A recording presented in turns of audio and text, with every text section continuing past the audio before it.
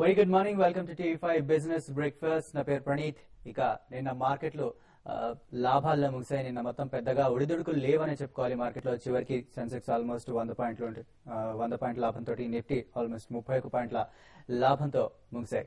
గత రాత్రి అమెరికన్ మార్కెట్లు మాత్రం నష్టాలతో ముగిశాయని చెప్పుకోవచ్చు. ఈ రోజు ఏషియన్ మార్కెట్స్ మాత్రం ప్రస్తుతం నష్టాల్లోనే ట్రేడ్ అవుతున్నాయి ప్రస్తుతానికైతే. ఇక నిన్న రిజల్ట్స్ ప్రకటించిన కొన్ని కంపెనీలు టీవీఎస్ మోటార్స్, ఎస్ బ్యాంక్, ఆర్ఈసీ చూసినట్లయితే ఇవి మార్కెట్లకి కాస్త అనుగుణంగానే ఉన్నాయని చెప్పుకోవచ్చు. టీవీఎస్ మోటార్స్ ఆల్మోస్ట్ 122% లాభాల్లో వృద్ధిని కనబరిచింది. అలాగే ఆదాయంలో 40% వృద్ధిని కనబరిచింది. ఎస్ బ్యాంక్ వచ్చేసి 57% ఆల్మోస్ట్ లాభాల్లో వృద్ధిని కనబరిచింది. ఆదాయంలో వచ్చేసి 28% వృద్ధిని కనబరిచింది. అలాగే నిన్న మొట్టమొదటిసారిగా లిస్ట్ అయిన హిందుస్థాన్ మీడియా నిన్న స్టాక్ మార్కెట్ లో లిస్ట్ అయింది. అయితే చాలా మంచి రిటర్న్స్ ఇచ్చిందనే చెప్పుకోవచ్చు. మొదటి రోజు ఆల్మోస్ట్ 14% గెయిన్స్ లో ముగిసింది. ఇష్యూ ధర ₹166 ఉండగా ₹170తో మార్కెట్ లో లిస్ట్ అయింది. ఆ తర్వాత 14% లాభంతో నిన్న ₹189.90 వద్ద ఈ ఇష్యూ క్లోజ్ అయింది. ఇక ఇవాళ కొన్ని రిజల్ట్స్ ఉన్న కొన్ని కంపెనీలను పరిశీలించినట్లయితే ఇవాళ మనకి ఏసీసీ, అంబుజా సిమెంట్, ఐడిబిఐ, డాక్టర్ రెడ్డిస్, డిస్టిల్ లాంటి పెద్ద కంపెనీల రిజల్ట్స్ ఉన్నాయి. అయితే ఇవి మరి కాసేపట్లో ఈ కంపెనీల రిజల్ట్స్ వస్తాయి. ఈ కంపెనీల రిజల్ట్స్ ఎలా ఉంటాయో చూద్దాం. అయితే ఇక ఇవాళ మార్కెట్ ఎలా ఉంటుంది, అలాగే కాలర్స్ కి సమాధానాలు ఇవ్వడానికి అనలిస్ట్ సుందరరాజా గారు, శేషు గారు ఇద్దరు ప్రస్తుతం స్టూడియోలో ఉన్నారు. వెరీ గుడ్ మార్నింగ్ సుందర్ గారు, శేషు గారు. Good morning. సుందర్ గారు, ఇవాళ మనం మార్కెట్లోకి వెళ్ళే ముందు నిన్న టీవీఎస్ మోటార్స్ రిజల్ట్స్ చూసుకున్నట్లయితే టీవీఎస్ ఎలా ఉన్నాయంటారు? ఆల్మోస్ట్ 122% వృద్ధి కనబరిచింది. అద్భుతంగా వచ్చింది. లాస్ట్ క్వార్టర్ రిజల్ట్ చూస్తే కూడా ఆల్మోస్ట్ డబుల్ అయింది, 20 నుంచి 40 crores వరకు. అలాగే లాస్ట్ ఇయర్ రిజల్ట్ చూసినా కూడా అద్భుతంగానే అయింది. డెఫినెట్ గా ఆటోమొబైల్స్ అన్ని కూడా కొంచెం స్ట్రాంగ్ పాత్ లో ఉన్నాయి. నెక్స్ట్ 2-3 years ఇంటర్నేషనల్ మార్కెట్స్ లో కూడా మన ఆటోమొబైల్ సెక్టర్ అడుగు పెట్టే అవకాశం కనిపిస్తుంది. కాకపోతే టెక్నికల్ గా చూస్తే కనుక లాస్ట్ 3 months గా ఈ రిజల్ట్స్ బహుశా యాంటిసిపేట్ చేసి స్ట్రాంగ్ రన్అప్ కూడా రావడం జరిగింది, 55 నుంచి 130-140 వరకు. కానీ నా ఉద్దేశంలో ఈ లెవెల్లో కొంచెం ప్రాఫిట్ బుకింగ్ చేసుకోవడం బెటర్. అలాగే లోయర్ లెవెల్ వచ్చాక డెఫినెట్ గా కొంచెం కరెక్షన్ లో తీసుకుంటే మంచిది. ఓకే, అలాగే మరో కంపెనీ ఆర్ఈసీ కూడా రిజల్ట్స్ ప్రకటించింది. దీనికి సంబంధించి ఏమంటారు శేషు? రిజల్ట్ పరంగా చూస్తే ఆర్ఈసీ కూడా రిజల్ట్ బాగానే అనౌన్స్ చేసిందండి. అయితే కొంచెం ప్రాఫిట్ లో కొంచెం తగ్గినట్టు కనపడుతుంది. ఏదైనా కూడా ఏంటంటే స్టాక్ రీసెంట్ గా చూస్తే కన్సాలిడేట్ అయింది. రిజల్ట్ తర్వాత ఈ స్టాక్ లో అంత అప్ ట్రెండ్ అనేది కనపడలేదు అనమాట. రిజల్ట్ రాగానే స్టాక్ లో కొంత ప్రాఫిట్ బుకింగ్ అనేది కనపడింది. ఓవరాల్ గా ఇప్పటి వరకు చూసినట్టే రిజల్ట్ బై అండ్ లార్జ్ చెప్పాలంటే రిజల్ట్ బాగానే వచ్చాయని చెప్పొచ్చు. అట్లనే పెద్ద పాజిటివ్ సర్ప్రైజ్ మార్కెట్ లో పెద్ద కనపడలేదు. ఇన్ఫోసిస్ లాంటి కొంత నెగిటివ్ వచ్చినా కూడా యాక్సిస్ బ్యాంక్, తర్వాత హెచ్డిఎఫ్సి బ్యాంక్ లాంటివి బాగా రావడం జరిగింది. ఇప్పటి వరకు ఏంటంటే రిజల్ట్ పరంగా చూస్తే పెద్ద గొప్పగా రాలేదు, అట్లనే మరీ వీక్ గా ఉన్నాయని కూడా చెప్పలేమండి. ఏదైనా కూడా అంటే మా నార్మల్ రిజల్ట్ అని చెప్పొచ్చు ఓవరాల్ గా. ఓకే, అలాగే సుందర్ గారు, నిన్న మెటల్ స్టాక్స్ దాదాపు అన్ని సెక్టర్స్ కూడా మామూలుగా ఉండగా మెటల్స్ మాత్రం అద్భుతంగా 3.1% గెయిన్స్ లో ఉంది. అలాగే ఓన్లీ నిన్న నష్టపోయిన సెక్టర్ అని చెప్పుకోవాలంటే హెల్త్ కేర్ మాత్రం నిన్న స్వల్ప నష్టాల్లో ముగిసింది. మిగతా సెక్టర్స్ అన్ని కూడా లాభాలు ఉన్నాయి. అయితే నిన్న మెటల్స్ ప్రత్యేకంగా లాభపడడానికి కారణం ఏమంటారు? ప్యూర్ గా ఇంటర్నేషనల్ గ్లోబల్ మార్కెట్ లో మెటల్స్ రికవరీ రావడం, మన మెటల్స్ కూడా రికవర్ అయింది. అలాగే మెటల్స్ మన మార్కెట్ సంబంధించిన వరకు షార్ట్ టర్మ్ ట్రెండ్ వరకు చూస్తే కనుక లాస్ట్ ఒక 2-3 weeks గా బాగా కన్సాలిడేషన్ అయిందన్నమాట. సేల్ కన్సాలిడేట్ అయింది. Tata steel, Jindal steel, JSW ఈ 4-5 స్టాక్స్ బాగా కన్సాలిడేట్ అయ్యి నిన్న ఫస్ట్ టైం బ్రేక్అవుట్ కూడా కనిపిస్తుంటుంది. నా ఉద్దేశంలో డెఫినెట్ గా టాటా స్టీల్ లో బై తీసుకోవచ్చు. అలాగే సేల్ కూడా షార్ట్ టర్మ్ కి అంటే ఒక 1 month ఆబ్జెక్టివ్ తోటి బై పొజిషన్ తీసుకొని హోల్డ్ చేయొచ్చు. ఓకే అండి, వాటి మన ఫస్ట్ కాలర్ వెంకట నారాయణ గారు టెలిఫోన్ లైన్ సిద్ధంగా ఉన్నారు, వారితో మాట్లాడదాం. హలో. హలో, నమస్తే సార్. చెప్పండి సార్. నేను ఫోర్టిస్ హెల్త్ కేర్ 184 లో 100 shares బై చేశాను. అది దాని ఫ్యూచర్ ఎట్లా సార్? నేను ఉంచాను. ఫోర్టిస్ హెల్త్ కేర్ 184 లో బై చేశారు. ఓకే, మీరు లాంగ్ టర్మ్ కోసం, షార్ట్ టర్మ్ కోసం అండి? లాంగ్ టర్మ్ కోసం. లాంగ్ టర్మ్ కోసం.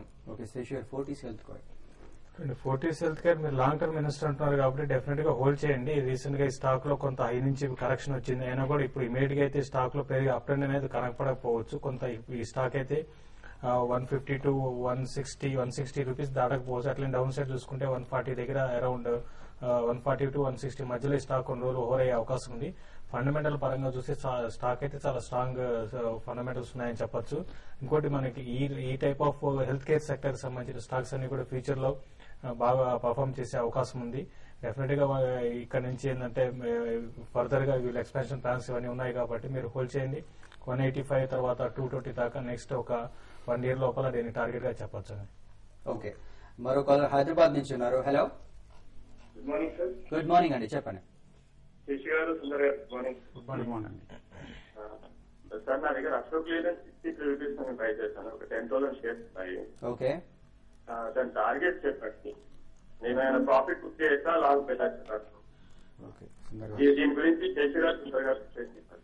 ఓకే ఓకే అశోక్ లేదని చూస్తే డెఫినెట్ గా మీరు ప్రాఫిట్ లో ఉన్నారండి. మీరు డెఫినెట్ గా మీరు హోల్డ్ చేసుకోండి. కాకపోతే కరెంట్ రేట్ అంటే ఒక 2-3 రూపీస్ పైన 75 రూపీస్ దగ్గర ఒక అప్ ట్రెండ్ బ్రేక్ పడే అవకాశం కనిపిస్తుంది. ఎందుకంటే టెక్నికల్ గా కొంచెం ఓవర్ బాట్ వచ్చింది. అలాగే రిజల్ట్స్ కూడా మనం చూసాము. ఆల్మోస్ట్ ఆటోమొబైల్స్ అన్ని దగ్గర నుంచి కొంచెం రావడం జరిగింది.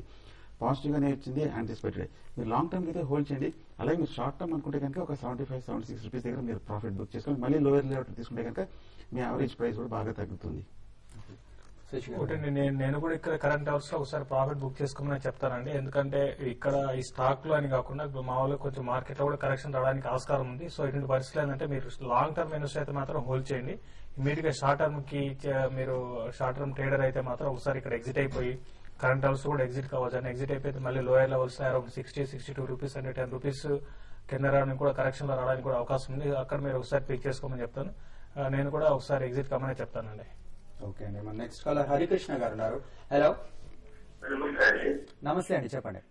సార్ మేము ప్రజా ఇండస్ట్రీస్ ది 90 కాల్ ఆప్షన్ మేము 2 డేస్ బ్యాక్ తీసుకున్నాము. దాని అదే రిజల్ట్ ఉంది కదని చెప్పేసి తీసుకున్నాము. 90 కాల్ ఆల్మోస్ట్ 1 రూపీ దగ్గర తీసుకున్నాము.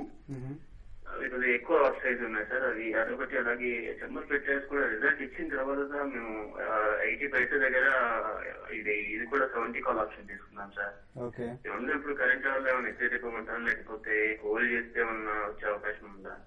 ఓకే రజ్ ఇండస్ట్రీస్ గురించి అడిగారండి. మీరు హై రేట్ లో తీసుకున్నారు. ఆప్షన్స్ ఎప్పుడైనా సరే జస్ట్ మాక్సిమం ఒక 1 వీక్ కోసం తీసుకోవాలండి. పైగా ముఖ్యంగా మీరు ఆప్షన్స్ ఎవరు తీసుకున్నా సరే ఫస్ట్ వీక్ లో తీసుకున్నప్పుడు మీకు టైం వాల్యూకి ప్రీమియం కి ఎక్కువ కట్టాల్సి వచ్చింది. సో 100% పైన కట్టాలి. మీకు టైం ఎరోడ్ అవుతున్న కొద్దీ మీ ప్రీమియం కూడా తగ్గిపోయే అవకాశం కనిపిస్తుంది. రేపు 23rd రజ్ ఇండస్ట్రీస్ దగ్గర నుంచి రిజల్ట్స్ వస్తుంది. మీరు కేర్ఫుల్ గా వాచ్ చేయండి.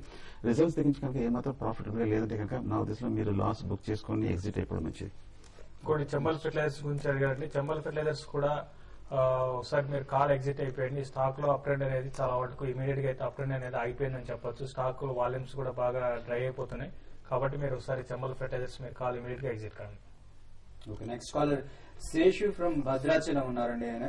హలో హలో మార్నింగ్ అండి, చెప్పండి. గుడ్ మార్నింగ్ అండి. Good morning Seshu garu, Sundar garu. Good morning అండి. వీనస్ రెమెడీస్ శేషు గారు సజెస్ట్ చేశారు. ఓకే ఇది ఫండమెంటల్ గా ఎలా ఉందండి లాంగ్ టర్మ్ కోసం? అలాగే ఒక 2 ఇయర్స్ లో టార్గెట్ ఏమైనా చెప్పగలుగుతారా? అంతేకాకుండా టీవీఎస్ మోటార్ కంపెనీ మరి నిన్న మంచి రిజల్ట్స్ ఇచ్చింది. అవునండి. దాన్ని కనుక లాంగ్ టర్మ్ లో హోల్డ్ చేస్తే మంచి రిటర్న్స్ వచ్చే అవకాశం ఉందా? దానికి కూడా టార్గెట్ ప్రైస్ ఒకటి ఏదైనా ఉంటే చెప్పండి. అంటే ఆల్రెడీ మీ దగ్గర టీవీఎస్ మోటార్స్ ఉన్నాయండి? అవునండి.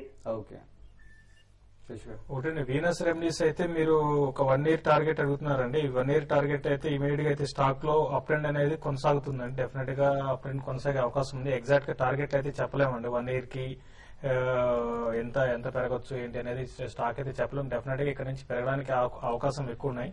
ఇప్పుడు కరెంట్ అవర్స్ లో 280 రూపీస్ నుంచి స్టాక్ ఒక 380 to 400 రూపీస్ 6 నుంచి 8 నెలల లోపల పెరిగే అవకాశం ఉంది. ఈవెన్ 420-440 రూపీస్ దాకా 1 ఇయర్ లో పెరిగే అవకాశం ఉంది. కాబట్టి మీరు వీనస్ రెమెడీస్ లో ఎవరి డిక్లైన్ లో కూడా బై చేసుకోవచ్చు. ఫండమెంటల్ పరంగా చూస్తే మీరు ఫండమెంటల్స్ అడిగారు. చాలా ఫండమెంటల్ గా చాలా స్ట్రాంగ్ ఉంది. లో పీఈలో దొరుకుతుంది స్టాక్. ఇంకా 5 పీఈలో కోట్ అవుతుంది. ఇంకోటి ఓవరాల్ ఫార్మా సెక్టర్ అంతా కూడా చాలా అప్ ట్రెండ్ కొనసాగుతుంది. కాబట్టి ఈ స్టాక్ లో కూడా వచ్చే కొద్ది రోజుల్లో అప్ ట్రెండ్ కొనసాగే అవకాశం ఉంది. తర్వాత మీరు టీవీఎస్ మోటార్స్ గురించి అడిగారండి. టీవీఎస్ మోటార్స్ రిజల్ట్ పరంగా చూస్తే రిజల్ట్ మనకు మార్కెట్ అనుకున్న దానికన్నా పాటు ఈక్వల్ గానే వచ్చాయి.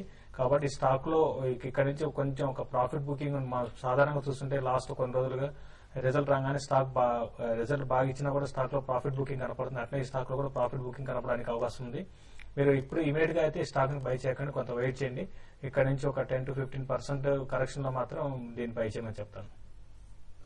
ఓకే అండి, ప్రస్తుతానికి SGX నిఫ్టీ 21 పాయింట్ల నష్టంతో ట్రేడ్ అవుతుంది. ఇప్పుడు షార్ట్ బ్రేక్ తీసుకుందాం. బ్రేక్ తర్వాత మరిన్ని కాల్స్ చూద్దాం.